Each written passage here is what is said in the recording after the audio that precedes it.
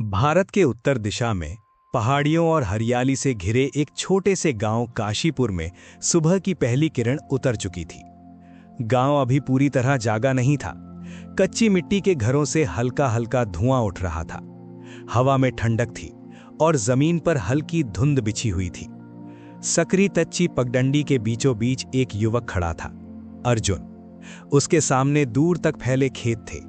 सूरज की सुनहरी रोशनी बाईं ओर से आकर उसके चेहरे पर पड़ रही थी और पीछे लंबी छाया बन रही थी। अर्जुन की आंखों में जिज्ञासा थी, पर दिशा नहीं। वो दूर खेतों को देख रहा था, जैसे वहां कुछ खोज रहा हो। शायद सपना, शायद पहचान, शायद खुद को। उसके हाथ ढीले ढाले उसके किनारों पर लटक रहे थे, कंधे हल्के झुके हुए, चेहरे पर बेचैनी और सोच का मिला जुला भाव। वो बुद्धिमान था, उसमें क्षमता थी, लेकिन उसके भीतर एक खालीपन था, अनुशासन का। गांव धीरे धीरे जाग रहा था।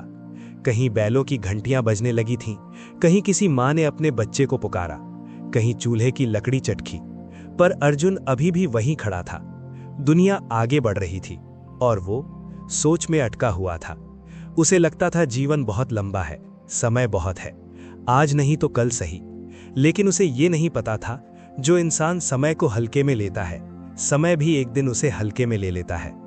उस सुबह की हल्की धुंध में एक कहानी जन्म ले रही थी, प्रतिभा की नहीं, संघर्ष की। और ये सिर्फ शुरुआत थी। उस सुबह की बेचैनी के बाद अर्जुन धीरे धीरे घर लौटा। मिट्टी की दीवारों वाला छोटा सा घर, भीतर एक कोने में लकड़ी की खाट, दीवार पर टंगे खेती के औजार और छत से लटकती एक पुरानी लालटेन, जिसकी पीली रोशनी कमरे में हल्की गर्माहट भर रही थी। कमरे में धूल के महीन कण रोशनी में तैर रहे थे। दरवाजे के पास उसके पिता खड़े थे, एक हाथ में रस्सी पकड़े हुए, चेहरे पर चिंता की गहरी रेखाएं, आंखों में सख्ती नहीं, जिम्मेदारी थी। वो थोड़ा आगे झुककर बोले, अर्जुन, कब तक यूं ही समय गवाते रहोगे? अर्जुन दीवार से टिककर खड़ा था, होठों पर हल्की मुस्कान, चेहरे पर लापरवाही। उसने नजरें घुमा ली। पिताजी, अभी तो उम्र ही क्या है, जिंदगी पड़ी है आगे। पिता की आंखों में क्षण भर के लिए निराशा चमकी। बेटा, प्रतिभा ईश्वर देता है, पर सफलता अनुशासन देता है। कमरे में कुछ पल के लिए सन्नाटा छा गया। लालटेन की लौ हल्के से डगमगाई। पिता की आवाज अब धीमी थी, पर शब्द भारी। हम किसान हैं, अगर एक दिन खेत में देर से पहुंचे तो पूरी फसल का हिसाब बदल जाता है। जीवन भी खेत जैसा है। अर्जुन ने हल्का सा कंधा उचकाया। इतनी जल्दी क्या है पिताजी, सब हो जाएगा। वो मुस्कुराया, पर वो मुस्कान आत्मविश्वास की नहीं, टालने की थी। पिता ने गहरी सांस ली। उन्हें अपने बेटे की क्षमता पर विश्वास था, पर उसकी आदतों पर नहीं। एक दिन तुम समझोगे, उन्होंने धीमे स्वर में कहा। अर्जुन बाहर निकल गया। कमरे में सिर्फ लालटेन की रोशनी रह गई और एक पिता की चिंता। उसे लगता था अनुशासन बंधन है, लेकिन उसे अभी यह समझना बाकी था कि बिना अनुशासन के आजादी भी दिशा खो देती है। और यही उसकी अगली परीक्षा की शुरुआत थी। गांव के किनारे, जहां कच्ची पगडंडी धीरे धीरे खेतों में खो जाती थी, वहीं एक विशाल पीपल का वृक्ष खड़ा था। उसके सूखे पत्ते हल्की हवा में सरसराते थे। सुबह की धुंध अब भी जमीन के करीब तैर रही थी और उस वृक्ष के नीचे खड़े थे आचार्य वशिष्ठ। सादा भगवा वस्त्र, कंधे पर ओढ़ी हुई हल्की शॉल जो हवा के साथ धीरे धीरे हिल रही थी। एक हाथ में लकड़ी का दंड, चेहरे पर गहरी शांति, आंखों में स्थिरता, जैसे वर्षों का अनुभव उनमें ठहरा हुआ हो। सूरज की सुनहरी किरणें पीछे से आकर उनके चारों ओर हल्का सा प्रकाश घेरा बना रही थीं। गांव में लोग कहते थे, आचार्य ने जीवन को बहुत करीब से देखा है, संघर्ष भी और आत्मविजय भी। उस सुबह भी कुछ बच्चे उनके सामने बैठे थे। आचार्य की आवाज धीमी थी, पर हर शब्द स्पष्ट। जो स्वयं को जीत लेता है, उसे संसार जीतने से कोई नहीं रोक सकता। उनके शब्द हवा में नहीं बिखरे, सीधे मन में उतरते थे। उसी समय दूर खड़ा अर्जुन ये सब सुन रहा था। वो खेलते खेलते यहां तक आ गया था, पर अब उसके कदम थम गए। स्वयं को जीतना, उसने मन ही मन दोहराया। उसके भीतर जैसे कोई प्रश्न जाग उठा था। पहली बार उसने महसूस किया, शायद उसके पिता गलत नहीं थे। पीपल के पत्ते फिर से सरसराए। आचार्य की नजर अचानक अर्जुन पर पड़ी। दोनों की आंखें मिली। एक की आंखों में प्रश्न था, दूसरे की आंखों में उत्तर, और उसी क्षण अर्जुन की जिंदगी का अगला अध्याय शुरू हो गया। पीपल के पेड़ के नीचे हल्की धूप पत्तों से छनकर नीचे गिर रही थी। अर्जुन आचार्य वशिष्ठ के सामने खड़ा था, हाथ लूजली जुड़े हुए, चेहरे पर जिज्ञासा और हल्का संशय। आचार्य शांत दृष्टि से उसकी ओर देख रहे थे। गुरुदेव, अर्जुन बोला, क्या सचमुच अनुशासन सफलता से भी बड़ा है?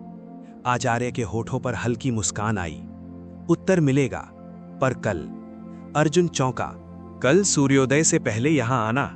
यदि तुम आ गए तो तुम्हें पहला उत्तर मिल जाएगा। ये कोई साधारण वचन नहीं था, ये एक चुनौती थी, बाहर की नहीं, भीतर की। अगली सुबह, हल्की ठंड, नीले सवेरे की फीकी रोशनी खिड़की से भीतर आ रही थी। अर्जुन बिस्तर पर लेटा था, आंखें आधी खुली आधी बंद, एक हाथ कंबल को कसकर पकड़े हुए। मन में दो आवाजें, सो जाओ, अभी बहुत समय है, यही समय तुम्हें परखेगा।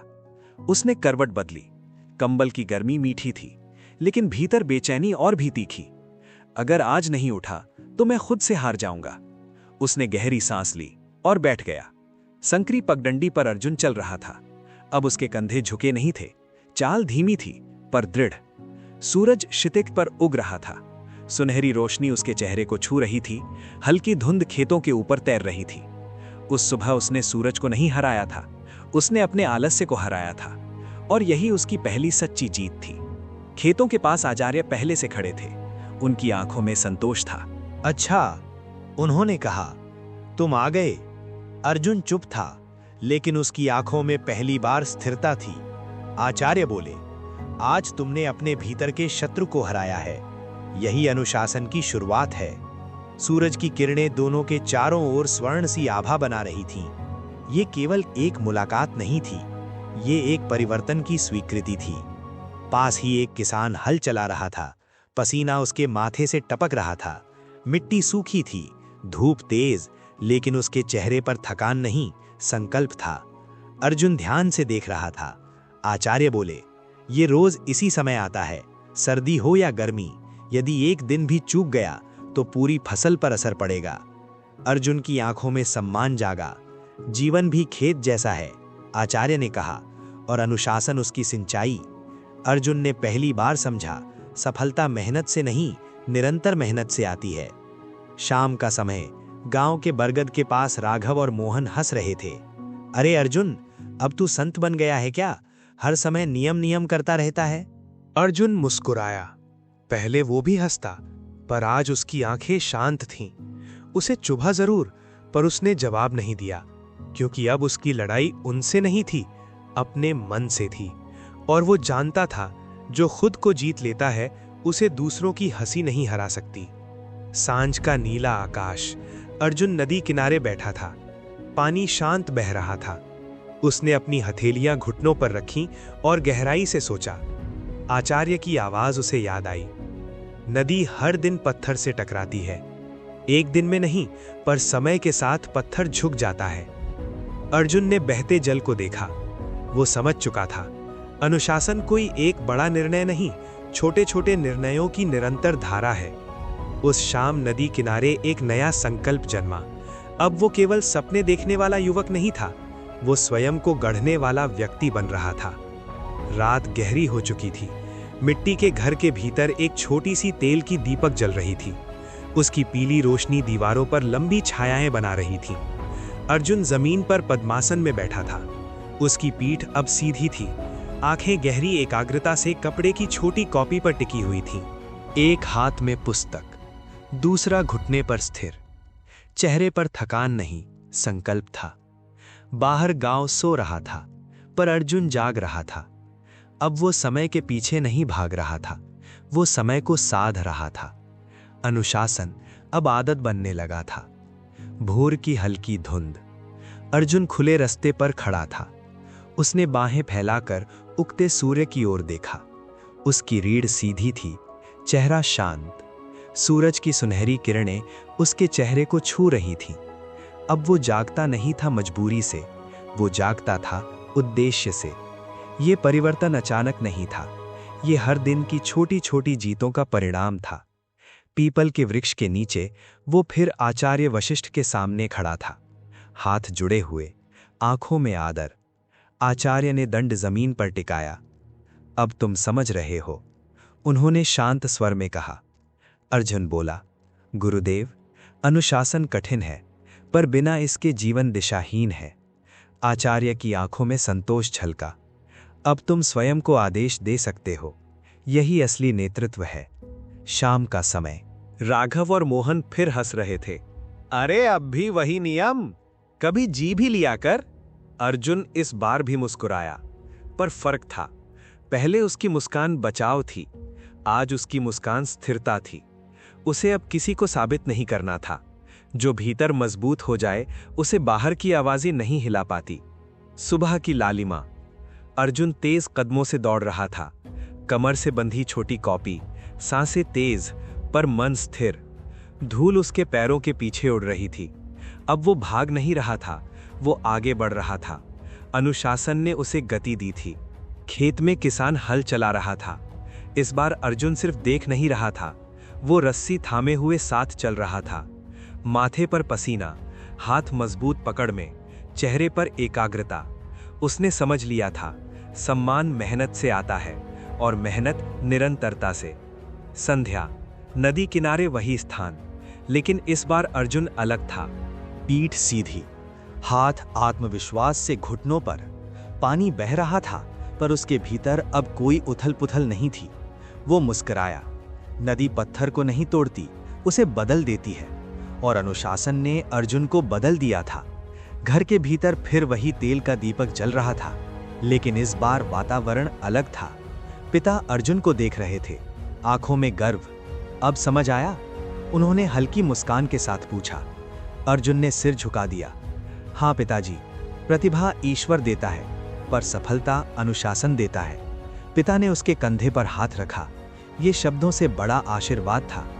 पीपल के पेड़ के नीचे अब अर्जुन बैठा था, चारों ओर बच्चे, हाथ में वही छोटी कॉपी। वो कह रहा था, जो स्वयं को जीत लेता है उसे दुनिया जीतने से कोई नहीं रोक सकता।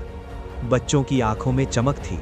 कभी जो स्वयं दिशा खोज रहा था, आज दिशा दे रहा था।